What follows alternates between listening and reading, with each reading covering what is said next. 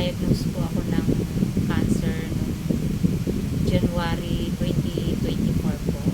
At naoperahan po ako noong February 2022 ng 2024 din po. Dumaan din po ako sa chemotherapy at ngayon po nagme-maintenance po ako.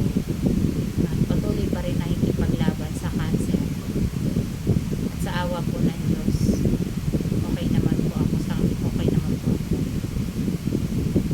Nalaman ko po yung Tanging Healing Foundation kasi po si Mami Marga, nakasama po ang anak niya, sila ng anak niya sa isang workshop, acting workshop, yung anak ko po, bali kaklase ng anak niya sa acting workshop po.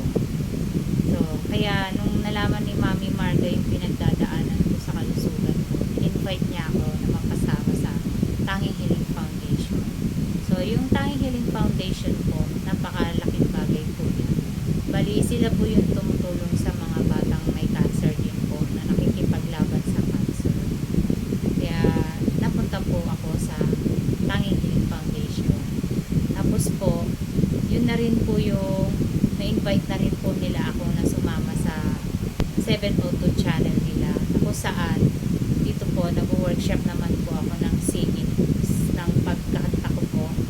Bali, ang singing po, ginagamit ko po ngayon ng musika bilang therapy po sa pagkakaroon po ng cancer. Malaking bagay po ang natutulong sa akin ng singing. Baga, sa paraan na to, nakakalimutan ko yung pinagdadaanan ko. Sa pagkanta, pakiramdam ko, lumalakas po ako.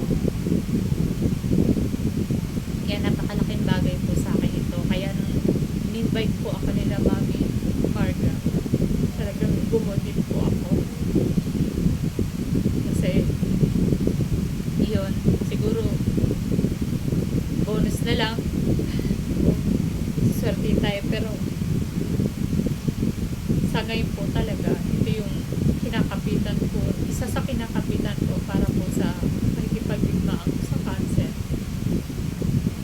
Napakahirap po na may pagdadaanan ka ng ganung bagay.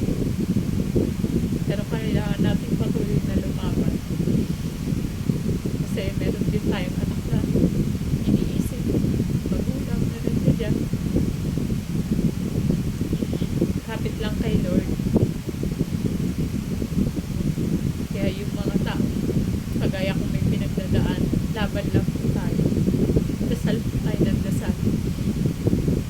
Magpatubot po tayo. Hindi po pwede give.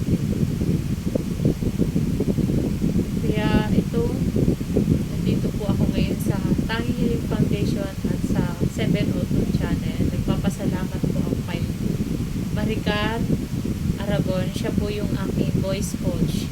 Turuan niya po ako ng paano tamang pagkanta po. At si Mami Marga na kanyang mami.